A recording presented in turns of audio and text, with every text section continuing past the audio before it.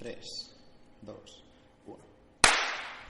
Muy buenas a todos, esto es Emotion Me, soy Pedro Ibar y hoy tengo el honor de presentaros a un gran amigo mío, Nordin Workout.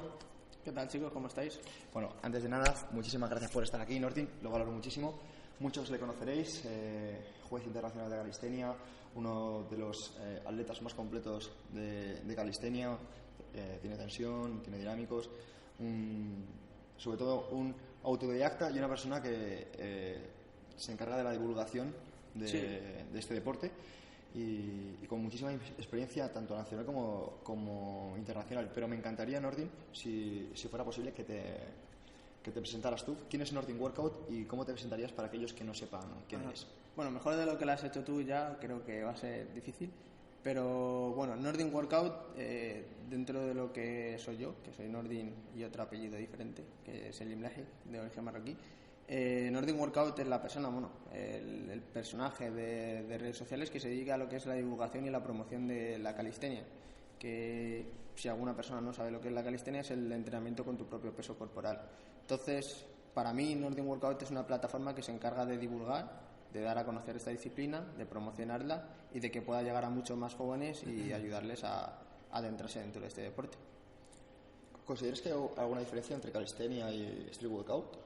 Bueno, sí, para mí la calistenia es el entrenamiento con tu propio peso corporal en general, es decir, el hacer un salto a cajón para mí es calistenia, mientras que el street workout es una marca comercial que nació en el 2011 y que es más orientado hacia la competición, es decir, el freestyle, el hacer competiciones de ese tipo, etc.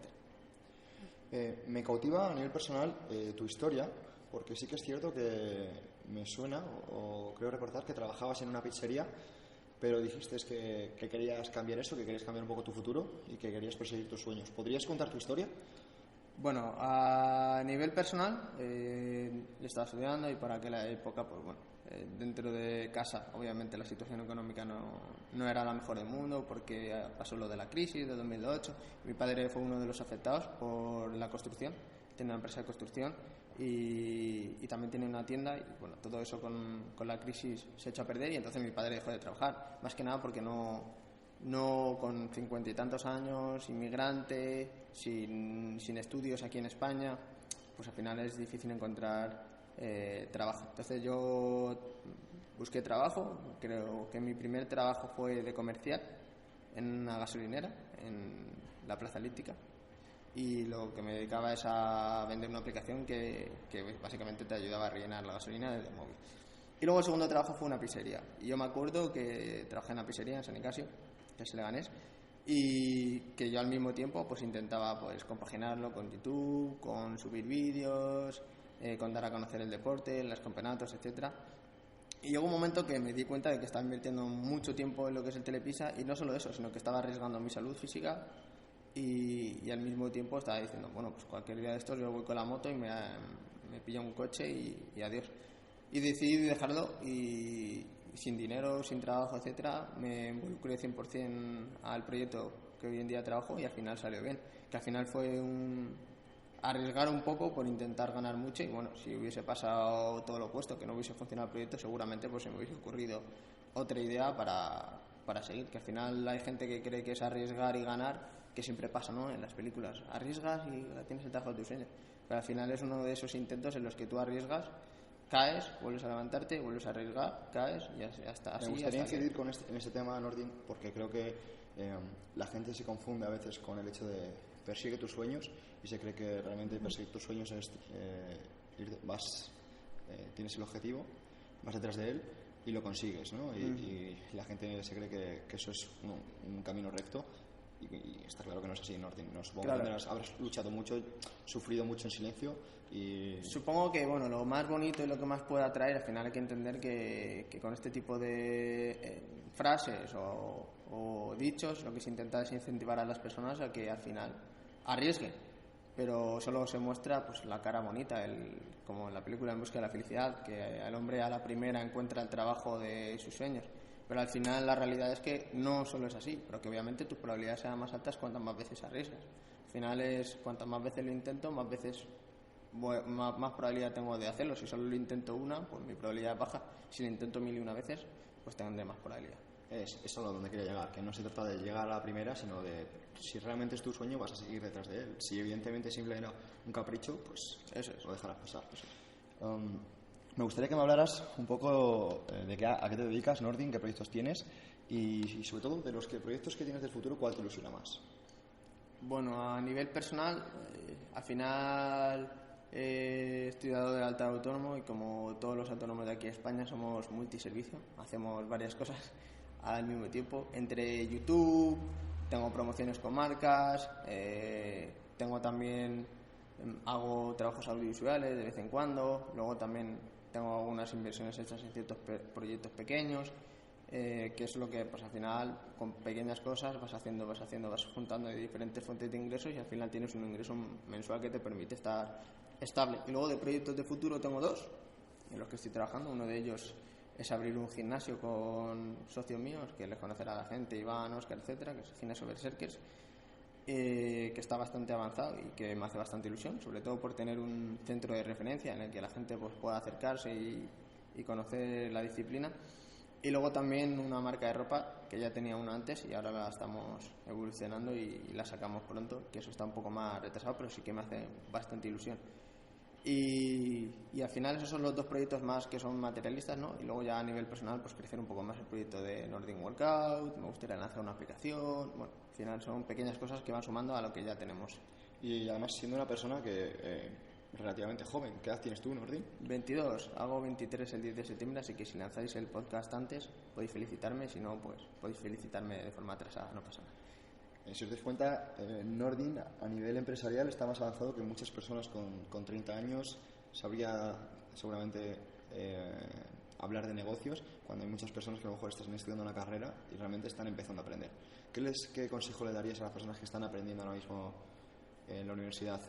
Cosas que tú ya sabes. Bueno, esto no lo recomiendo, ¿no? Y no quiero que sea un ejemplo que se aplique a todos los demás, pero yo estuve estudiando administración de empresas y en tercero de carrera, que fue este año, lo dejé.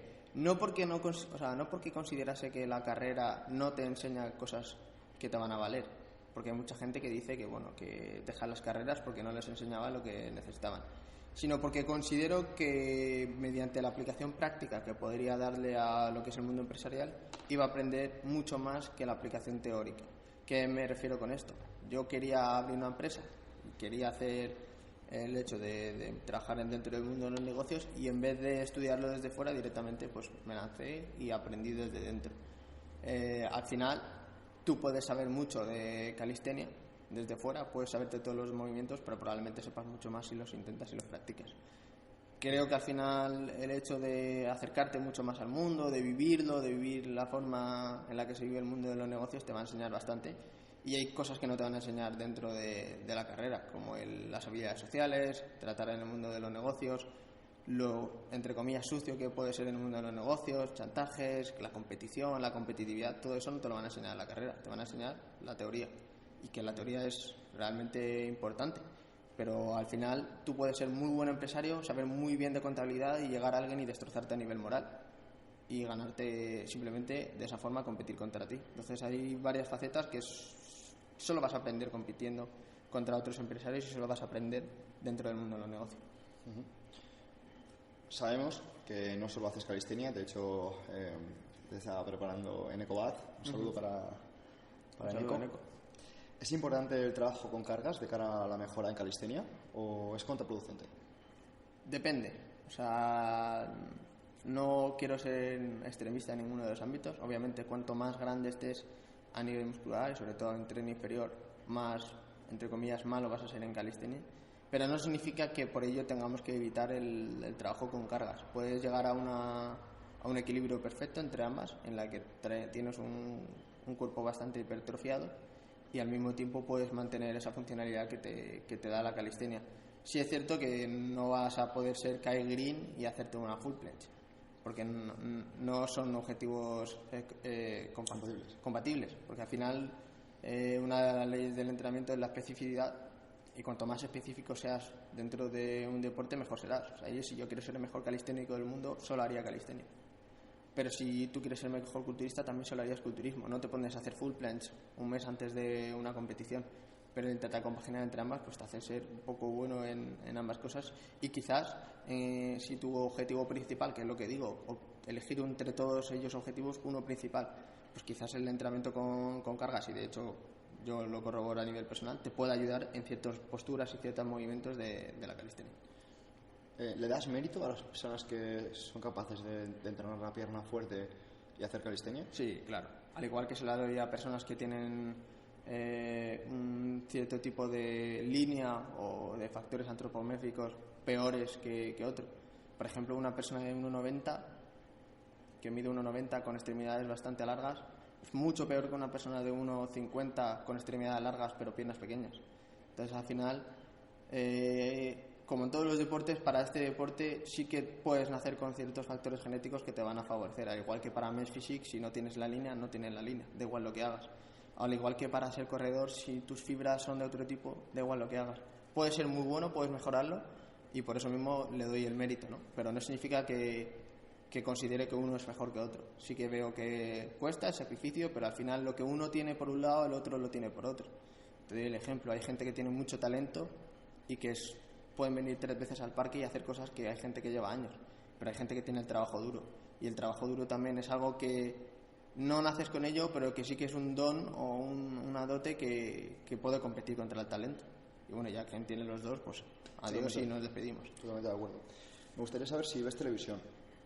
No veo televisión, pero no porque no me guste la televisión en sí. Si veo la televisión, sobre todo es por las noticias, sino porque teniendo internet directamente veo lo que me apetece. Si quiero ver un documental, pues me pongo Netflix y me meto y me veo el documental directamente. No me gusta hacer un zapping dentro de lo que es la televisión, y también porque al final acabas perdiendo mucho tiempo encadenando un programa con otro, y mientras que si veo un documental sé que va a durar 1 hora y cuarto, me veo ese documental específicamente y me voy. Sí que pierdo mucho más tiempo en YouTube, ahí sí que lo debo confesar. ¿Qué ves en YouTube? De todo. Es que en YouTube veo otros vídeos de gente referente en el deporte, veo vídeos de powerlifting, de entrenamiento, vídeos didácticos, veo vídeos de lucha, veo vídeos de entretenimiento por las noches, un poco de todo. Al final YouTube es la nueva televisión. Lo que pasa es que en YouTube sí que eliges tú el contenido que quieres ver, y si quiero pues ver algo didáctico, cómo hacer esto, o el otro día tenía que taladrar y hacer algo en casa, pues lo buscaba en YouTube y me ponía a verlo. Eres juez internacional de calistenia, has viajado alrededor del mundo. ¿Qué países consideras que tienen los mejores atletas en este deporte? Se dice que Rusia. Sí, España es uno de los países punteros, y quizás en España nos pasa que nunca le damos mérito a nuestros propios deportistas, ¿no? Siempre miramos afuera y nos gusta apreciar a la gente de fuera. Tenemos muy buenos, igual que en CrossFit, tenemos muy buenos crossfiteros, pero viene Fraser, que es uno de los mejores del mundo, y viene no sé quién, o viene alguien que es del mismo nivel que Rita García, y todo el mundo pues la alaba mucho más, cuando tenemos un producto nacional bastante bueno. Y en calistenia pasa lo mismo. Tenemos de los mejores atletas del mundo, de los más completos, tenemos los mejores parques del mundo, aquí hay buen tiempo, puedes entrenar durante todo el año. Entonces España es uno de los referentes. Si tuviese que decir otro país, Rusia, pero por la cantidad de personas que hay y la cantidad de parques que tienen, y también por la cultura que tienen. En España nunca se ha llevado mucho el entrenamiento en sí. Ya no te voy a decir ni de fuerza ni nada, simplemente el entrenamiento no es algo que te lo inculquen a nivel cultural, mientras que Rusia desde pequeños van entrenando. También hay que decir que sus circunstancias son diferentes, que estamos en un contexto diferente, personas que han estado siempre preparándose para la guerra, y bueno, por aquel entonces siempre siempre han estado inculcados con tener un buen entrenamiento y una buena base. Entonces hace que esos países sean mejores, obviamente. Bueno, me gustaría darte las gracias de parte de toda la gente que te sigue en redes sociales por la divulgación que estás haciendo de la calistenia. Creo que es un trabajo ejemplar. Y bueno, siguiendo con la línea de los países en los que estás viajando, etcétera, me gustaría saber qué países te gustan más de cara al turismo. Pues quitando que ciertas zonas de España son muy buenas, que eso al final hay gente que no aprecia y dice, bueno, me voy afuera, pero tenés aquí Tenerife, Mallorca o Bilbao, por ejemplo, son puntos que son increíbles. Países que más me han gustado, el Caribe me pareció increíble.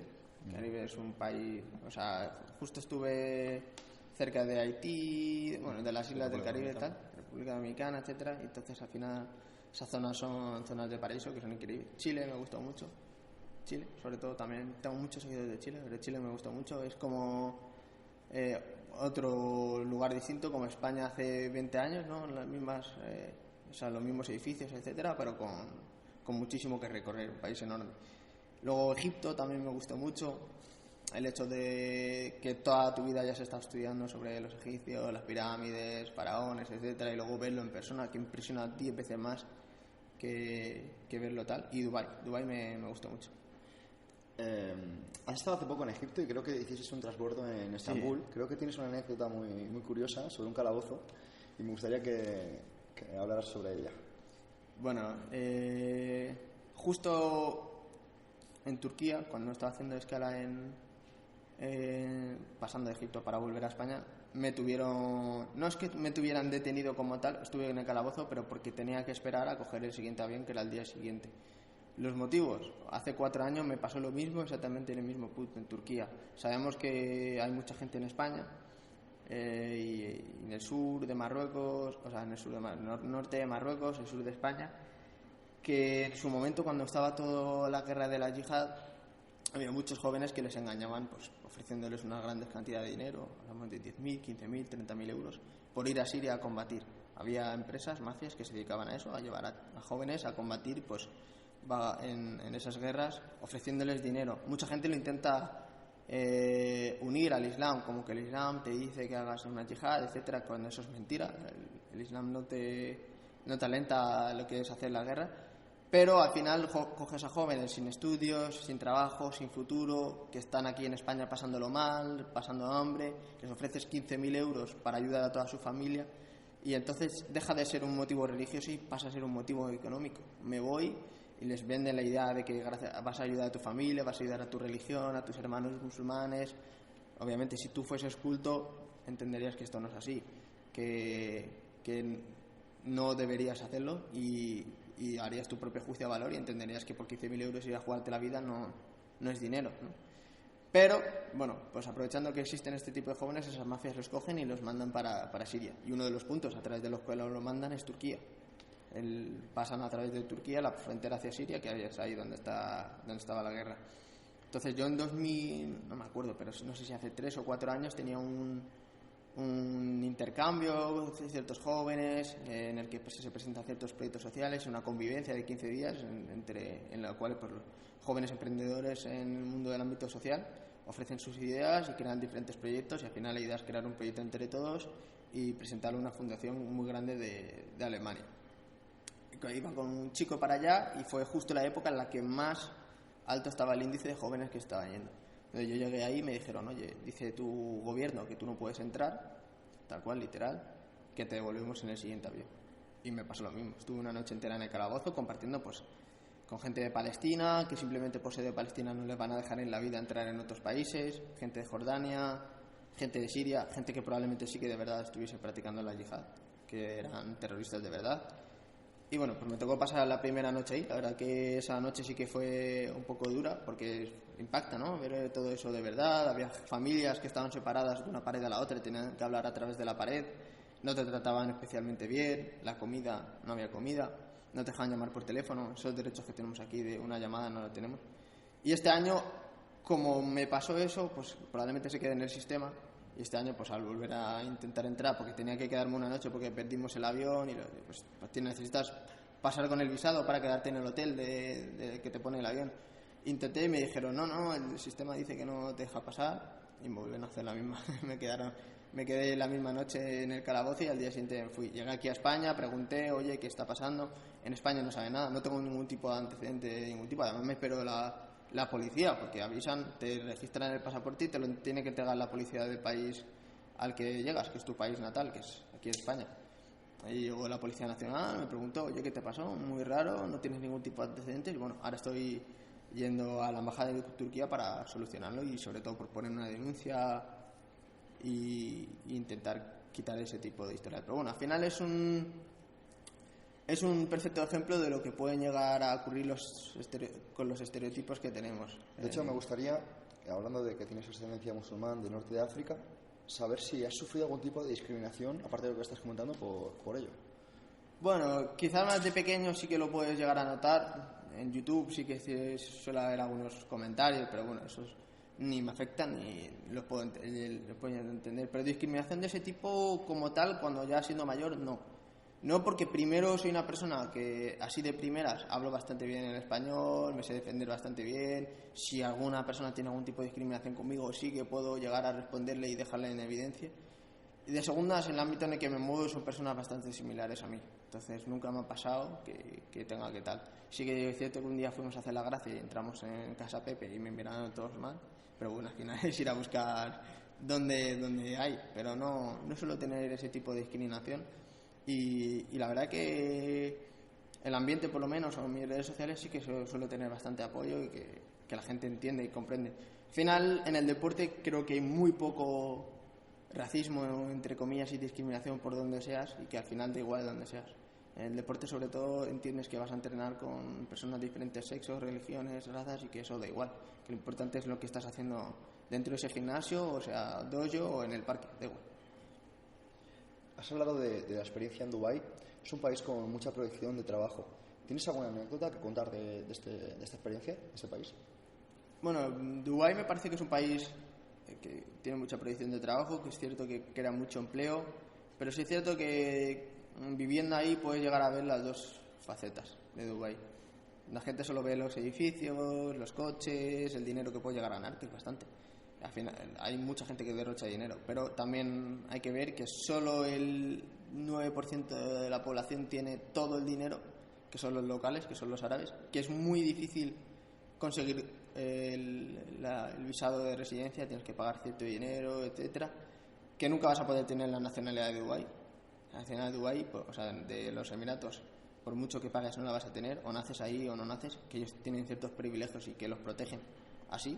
No te van a dar nacionalidad, igual que yo sí que tengo una nacionalidad española cuando mi familia es de origen marroquí, en Emiratos no la tendría. Y luego también que hay mucha pobreza, el contraste de pobreza es muy alto. Tienes a gente trabajando por 100 euros, gente trabajando por 10.000 euros en 10 kilómetros cuadrados. Y sobre todo estos que trabajan por 100 euros son indios, pakistaníes, etcétera, así que explotan ese tipo de países para que tengan mano de obra barata. ¿Y alguna anécdota que puedas contar tuya de allí? En general, la experiencia fue muy buena. Yo fui a trabajar con una empresa. Acabé mal con la empresa porque me prometieron ciertas condiciones y tal, y me tuve que ir directamente de casa, me echaron de la casa donde yo estaba. Y ahí fue donde aprendí a lo que es cuando te dicen gánate la vida. Pues ahí fue ganarse la vida literal. Estaba en la calle. Y bueno, a través de que yo hablo árabe, hice ciertos amigos locales, pues me fui a quedar con uno mientras estaba trabajando con otro cliente, haciendo dinero para poder pagarme un piso, y pasé de vivir de una de las cenas así más normales a vivir en pleno centro, al final los últimos meses, y me ofrecieron un contrato de trabajo bastante bueno. Estamos hablando de 6.000 euros al mes en Sharjah, que es fuera a las afueras, en el desierto, pero no lo acepté porque tenía oportunidades aquí en España y creía que pues no es lo mismo estar en casa con la gente que te rodea a estar 1.000 kilómetros en medio del desierto trabajando por dinero. Mi motivación no es el dinero. Entonces, como mi motivación no era económica, no me interesaba quedarme ahí. Interesante. Pues me gustaría saber ¿a quién consideras tu mentor y quiénes son tus influencias más marcadas? Joder, es una buena pregunta. Pues no sabría decirte mentor en qué. En vida deportiva o a nivel... Yo te podría decir que a nivel deportivo tendría mis mentores, incluso te puedo decir de películas incluso o lo que sea, pero a nivel personal de crecimiento hay personas que sí que es cierto que puedo decir que marcaron mi vida. Creo que al final la gente que más marca mi vida es la gente que me rodea. Yo aprendo mucho con la gente que me rodeo, como por ejemplo Iván, Juanma, Eneco, de ver cómo es cada persona y creo que al final la mezcla, ¿no? De que cada uno tiene pensamientos diferentes y una vez te vas acercando dentro de lo que es el mundo, sobre todo Juanma es muy filósofo en ese sentido, ¿no? Y te puede llegar a dar argumentos muy buenos, y que este último año creo que quizás es el que más haya aprendido por estar juntándome con ellos continuamente. Al final lo que hacen ellos, Iván, Juanma, es plantear ciertos temas, ya sean temas religiosos o temas de creencia personal o cualquier tipo de autoayuda o cualquier tipo de temas, e intentar desarrollarlos y llegar a una conclusión entre todos. Y solo con ese proceso, como te decía al principio, es mejor meterse en ello que vivirlo desde fuera. Solo con ese proceso de intentar desarrollar... ¿Qué dirías que has cambiado en ese sentido? Pensar de forma totalmente diferente. Por ejemplo, antes hacía muchas afirmaciones de yo nunca haré esto, yo nunca haré esto. Y ahora, de estar con Juanma e Iván y que ellos decirte, no puedes decir nunca, y es la verdad. Es abiertamente, ¿no? Eso es. Abiertamente en ciertos aspectos y dices, hostias, es verdad, yo nunca puedo decir que yo nunca seré homosexual. Aunque a día de hoy pensé que nunca seré homosexual, no sé qué hará el Nordin de mañana. Entonces, solo con esas tonterías dices, ostras, hay mucho mundo más allá. Y bueno, ya te digo, si nos metemos paranoias increíbles que empiezas a pensar de si yo, el del pasado, era diferente al yo de hoy, y bueno, ciertas cosas al final. No, pero es muy interesante porque, además, siendo musulmán y ciertas cosas como dar por hecho que nunca, o sea, que vas a ser musulmán siempre o lo que sea. Sí, nunca puedes dar por hecho nada, y de hecho yo lo digo, o sea, y lo repito, el hecho de cuestionarte ciertas cosas hace que creas mucho más en ellas, y eso es algo que he aprendido, o sea, poder cuestionarte tu religión yo qué sé, hablando con ciertas personas puede llegar a ser algo que ofensivo, ¿no? El hecho de que tú te cuestiones tu religión es en plan de ¿qué pasa? ¿No crees lo suficiente? ¿Qué opinas de los dogmas, entonces? No creo que sea algo sostenible a largo plazo, y creo que todo el mundo debería de poder hacer sus propios juicios, cuestionarte, y el hecho de cuestionarte te puede llegar a hacer creer mucho más en algo. O sea, si tú cuestionas, si tú mediante tus propios juicios internos el creer o no creer y llegas a la conclusión de que tú sí que crees, te va a reforzar esa creencia y vas a creer mucho más. Total. Y al final todo el mundo tiene necesidad de creer, es una necesidad psicológica que todos queremos cumplir, ya sea creer en que estás aquí por una razón del universo o por fuerzas o por lo que sea, te hace mucho más feliz, y está demostrado el tener una creencia que el no creer en nada, porque si no, al final puedes llegar a un momento en el que dices, hostias, ¿por qué me estoy levantando si el día de mañana esto se termina? Para eso droguémonos, destrocémonos y ya está. Me gustaría que me hablaras de libros que quisieras recomendar. Interesante, es que me he estado leyendo diferentes libros de tipo, temática? pero de temática financiera. ¿Por ejemplo?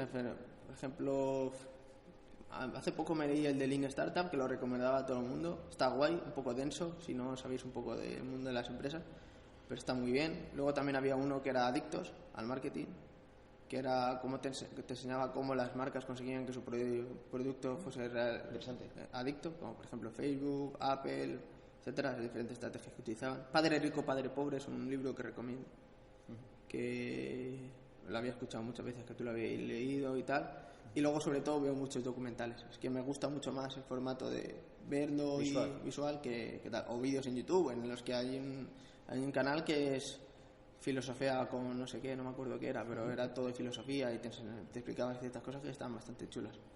Y aparte del ámbito financiero, ¿recomiendas algún tipo de libro de crecimiento personal o incluso de calistenia o de deportivo o salud? ¿Algún ámbito, ya que este canal se enfoca, o este podcast se enfoca en desarrollo personal? ¿Podrías decir...? No sabría qué decirte, libros de autoayuda, porque no me suelo leer muchos libros de autoayuda, la verdad. O sea, más ámbito financiero, ¿no? Sí, más ámbito financiero. Muy bien. Padre Rico, Padre Pobre es uno que te puede llegar a cambiar la forma de pensar, el chip. Sí que es cierto que es un poco extremo en algunos ámbitos y que no es todo blanco o negro, pero sí que te puede dar ciertas herramientas para que puedas utilizarlas para el futuro. Muy bien. De hecho, sí, es un libro que yo suelo recomendar a ciertas personas cuando veo que a lo mejor están estancadas en su vida o en su trabajo, y creo que le puede ayudar. ¿Tienes alguna cita que te ayude cuando estás en momentos de reflexión? Pues no, solo una no.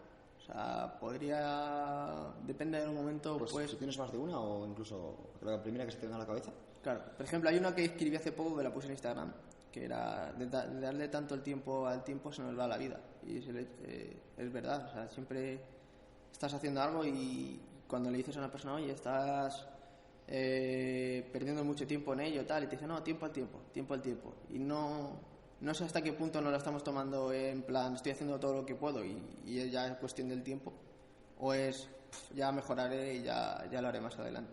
Y al final lo que te quiero decir es, si estás todo el rato tiempo al tiempo, un día te despiertas con 40 años y dices, hostias, ya he dado todo lo que tenía y todavía no tengo resultados.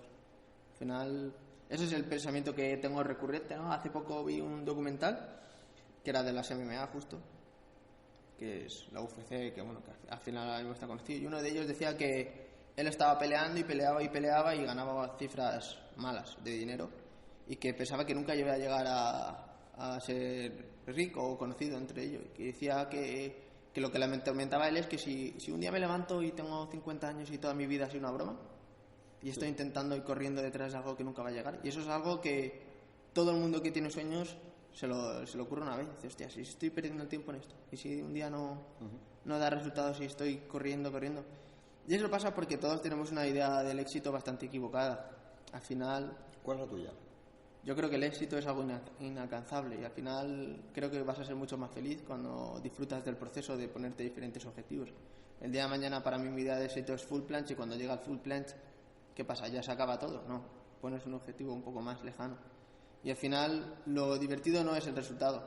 No te tienes que estar centrando en el resultado, en el ganar o perder, o en el hacerlo o no, sino en todo lo que haces en el proceso hasta llegar a ello.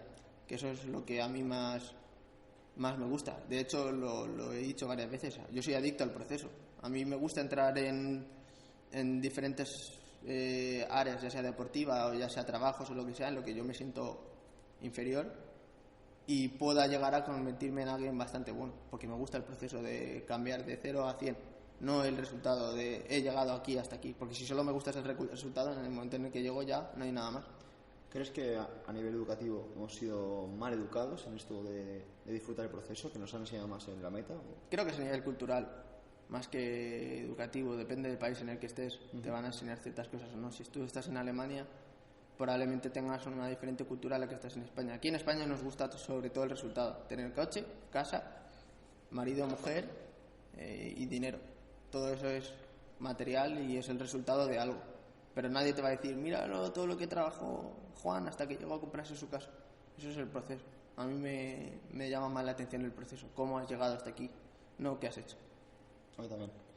Me gustaría que hablaras un poquito sobre cómo Nordic Workout se organiza de cara a comenzar su rutina diaria o cómo prepara la semana. ¿A qué estamos ahora mismo? Bueno, pues ahora mismo me está cambiando bastante lo que es la rutina, porque estoy entrenando 2 veces. Hace poco empecé a entrenar deportes de contacto y pasaba de levantarme, voy a ser sincero, me levantaba a las 12 de la mañana tranquilamente, como la vida del buen youtuber, y ahora me levanto a las 9 de la mañana, desubicado y cansado, pero sí que tengo una cierta motivación de levantarme, porque como soy nuevo en esto de los deportes de contacto, a mí me motiva, como te he dicho, a mí me encanta el proceso. Estoy levantándome todos los días a entrenar por la mañana, y a la hora a la que antes me levantaba es a la hora que llego ahora a casa, de haber hecho ya el entrenamiento. Y luego ya me pongo con el ordenador, hago ciertas cosas, contesto asesorías, emails, proyectos que tengo pendientes, etcétera. Y luego por la tarde vuelvo a entrenar y por la noche seguimos un poco más de trabajo. Todo lo que hago es ordenador, o si tengo una reunión o cualquier cosa, pero al final mi vida no es una rutina planeada. No sé lo que va a pasar mañana, ni lo que va a pasar pasado. Todos los días pasa algo diferente. Me gustaría que me hablaras sobre cómo conecta, anexo con este tema, cómo conecta o desconecta una persona como Nordin toda la atención en las redes. ¿Cómo diferencia lo que es publicable de lo que es vida privada? Bueno, ahí hay una línea muy delgada en la que puedes llegar a ser una persona de plástico por intentar mostrar todo lo que todos los demás quieren ver de ti. Puedes llegar a ser demasiado sincero y que mucha gente se ofenda. Porque vivimos una hora en la que cualquier cosa que tú digas puede ofender a una persona. Entonces, si tú opinas, fuera de que tengamos libertad de expresión mientras no sea el discurso del odio, pero yo puedo opinar que, no sé, ciertas ideas políticas son malas, pues ya puede haber gente que se ofenda y se te eche encima. Entonces, como personaje público que puede ser referencia para muchas personas, sí que intento evitar ciertos temas que puedan llegar a ofender a ciertas personas, aunque no debería, porque mi forma de ser es diferente. Pero tampoco quiero ser una persona de plástico y solo hacer discursos que agraden al público. Entonces sí que me suelo meter en ciertos temas y me meto a pie de ellos, pero hay ciertos temas que como no me interesa invertir recursos en ellos y discutir sobre ellos, directamente ni hablo de ellos. ¿Consideras? Estás hablando de que hay personas que se dan por ofendidas muy fácilmente, y sí que es cierto que observando un poquito las redes sociales hay personas que siempre te van a criticar, digan lo que digan. O sea, ¿crees que está llegando a un punto un poco absurdo? Está llegando a un punto en el que digas lo que digas, va a haber siempre gente que se ofenda. Entonces, al final, es lo que te he dicho. paso de invertir recursos en ello. Si yo, por ejemplo, digo que ciertas ideas del feminismo, que es un tema que ahora mismo es un tema que es bastante candente, no me agradan, todo el mundo se puede ofender. ¿Cómo no te vas a casar con estas ideas? Porque el feminismo es lo correcto, etcétera, etcétera. Al igual que si digo que, no sé, considero que ciertas ideas políticas son bastante antiguas, todo el mundo, pues lo debes de respetar, no sé cuánto, y es mi libertad de expresión. Yo opino siempre, mientras que lo haga bajo el respeto y argumentado, creo que puedo decir lo que quiera, mientras no sea un discurso del odio. Obviamente no decir todos los negros son malos y deberíamos de matarles. Eso es un discurso del odio, hay que diferenciar. Pero sí que es cierto que ya todo el mundo se ofende por cualquier cosa, sobre todo en el ámbito de sentido del humor. O sea, ya no puedes hacer bromas humor negro porque cualquier persona se te ofende y es como, no puedes hablar de ciertos temas, eso es delicado. Y ya, entonces... Eso casa un poco con lo que has hablado al principio de la entrevista de que has cambiado un poquito tus ideas de yo nunca digo qué. Entonces hay personas que no entienden que debemos abrir un poquito nuestra mente y entender que hay mucho más. Sí, al final todo el mundo, hay una corriente que tira a lo que todo el mundo hace y como todo el mundo está haciendo una cosa, todo el mundo lo hace y al final es poco inteligente intentar luchar contra ello. Yo invierto recursos en lo que a mí realmente me interesa y si son discursos que a mí no me interesan no me voy a meter en ellos. Vives con un psicólogo deportivo, un saludo para Iván, y un powerlifter, un saludo para Guille, que hace poco ha sacado 200 de banca. ¿Qué tal la convivencia en la Aesthetic House con ellos? Muy bien, de hecho es muy competitivo el hecho de vivir con dos personas que son más grandes que tú. Entonces te hace sentirte pequeño y tu idea de lo que es grande cambia. O sea, yo vivo con Iván y a mí me dicen, Iván está grande, y para mí ya, como ya lo tengo normalizado, digo, está normal, y ya cada vez tienes más... Para mí ahora mismo 200 en banca es una marca de la hostia, pero ya lo tienes normalizado, ¿no? Lo normal es que cualquier persona haga 150, pero te pones en el gimnasio y hay poca gente que te levante más de 120. Y creo que al final me ha ayudado bastante a ponerte metas más lejanas, más altas, ¿no? Porque si al final estás en competitividad continua y el que te motiva a levantar de peso muerto, tú le motivas a levantar de más lap y al final es un crecimiento continuo. Me parece muy interesante y de hecho, siguiendo con esta línea, si pudieras elegir un superpoder, ¿con cuál te quedarías? ¡Guau! ¡Qué buena respuesta! El poder de recuperar más rápido. Si estamos hablando a nivel deportivo, si estamos hablando a nivel de recuperar más rápido, es decir, que yo hiciese un entrenamiento de la hostia y al día siguiente estuviese fresco. Vamos, que se puede conseguir con esteroides, ¿no? Pero vamos, que la idea sería poder emplear mucho más tiempo en ello. Imagínate que recuperar más rápido significa más progreso, ¿no? Al final es progresar más rápido. Si estamos hablando a nivel deportivo, si estamos hablando a nivel general, es que hay tantos superpoderes que tú dices, me gustaría saber lo que la gente piensa, o saber el futuro, saber el pasado, o cosas de ese tipo, ¿no? Exacto. No sé, creo que sería interesante un poco poder cambiar ciertas cosas y ver qué pasaría si cambias esto o lo otro del pasado, ¿no? Interesante. Si yo no hubiese cogido esta decisión, ¿cómo hubiese acabado? Y vuelves, lo cambias y ves a ver, y vuelves a cambiar y lo dejas como antes. No sé. Muy interesante. Me gustaría, sabes que este programa se llama Emotion Me. Sí. ¿Qué emociona a Northern Workout? A mí lo que me emociona y lo que admira es ver el sacrificio en otras personas. O sea, ver que alguien se está dejando... Yo admiro mucho a la gente que se sacrifica, ya sea en todos los ámbitos de la vida.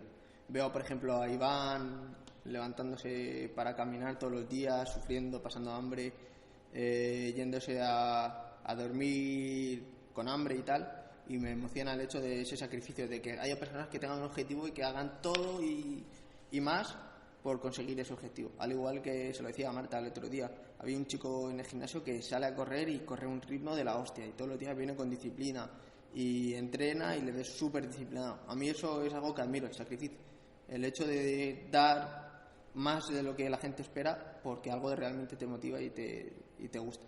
A mí eso es lo que me llama la atención. Y yo veo a alguien que se levanta todas las mañanas y va a trabajar para darle de comer a su familia y vuelve a las 10 de la noche y dices, joder, todo el sacrificio que lleva eso, todo el esfuerzo, eso es lo que a mí me emociona y es lo que admiro. ¿Cómo vemos a Northern Workout en 5 años? Bueno, es una pregunta bastante buena porque ni yo lo sé, ni tú ni yo lo sabremos ni tal. ¿Cómo te gustaría verle? Me gustaría tener ciertos proyectos avanzados, quizás mantener este estilo de vida que tengo, porque no vamos a mentirnos, es bastante cómodo, ¿no? El hecho de no tener horario, poder decir mañana me voy a Bilbao y no va a pasar nada, o mañana me voy a Estados Unidos y no va a pasar nada. Conseguir quizás la libertad financiera absoluta, eso sería increíble, y más avanzado en ciertos ámbitos a nivel personal que habrá que seguir trabajando y que al final es cuestión de tiempo, ¿no? Ya no es lo que te decía de tiempo al tiempo, sino que es ciertamente tienes que trabajarlo y es cuestión de tiempo. Y para terminar, esta es una pregunta que hace uno de mis mentores, Jesús Sierra. Si pudieras dar un consejo al Nordin Workout o Nordin Enemy de 20 años, ¿qué le dirías? Que tuviese paciencia. Antes quería todo ya. De hecho, yo soy de aquellas personas que se obsesionan con algo y a lo mejor trabajan 24 horas por ello y están intentando hacerlo ya. Cuando en realidad hay ciertas cosas, y además es un poco contradictorio con lo que decía el tiempo al tiempo y lo de querer todo ya y la paciencia, ¿no? Al final hay ciertas cosas que tienen que suceder cuando tienen que suceder, y como te decía al principio, arriesgar no significa ganar. Entonces, aprender a perder. O sea, ¿qué es lo peor que puede pasar si tú pierdes o si tú no consigues eso que querías hacer? ¿Qué es? Eso es lo que nos da miedo, ¿no? Descubrir qué hay después del perder, cuando en verdad solo hay aprendizaje, he cometido un error, he aprendido para que la próxima vez lo vuelva a intentar. Y creo que al final no disfrutamos de lo material hasta que realmente podemos renunciar a ello, ¿no? Es decir, si tú el día de mañana no tienes este gimnasio, ¿qué pasaría? Pero si tú todos los días te preocupas en pagar los gastos de este gimnasio, en tener alumnos, etcétera, no vas a disfrutar de él. Lo importante es disfrutar de lo material, y solo puedes disfrutar de lo material si realmente puedes prescindir de ello. Control del apego, como una idea muy budista. Sí, al final, si tú te compras un coche nuevo y estás conduciendo todos los días teniendo miedo a chocarte, no vas a disfrutar de la conducción de ese coche. Sin embargo, si simplemente disfrutas del coche mientras que lo tienes y lo que tenga que pasar ya pasará, sí vas a disfrutar de ello. Entonces, son ideas muy budistas y las respeto bastante, soy bastante seguidor de ellas. Pues hasta aquí la entrevista. Muchísimas gracias, Nordin. Creo que ha sido muy interesante, has aportado un montón de valor y desde Museo Mint te lo agradecemos. Muchas gracias. Hasta la próxima. Hasta la próxima.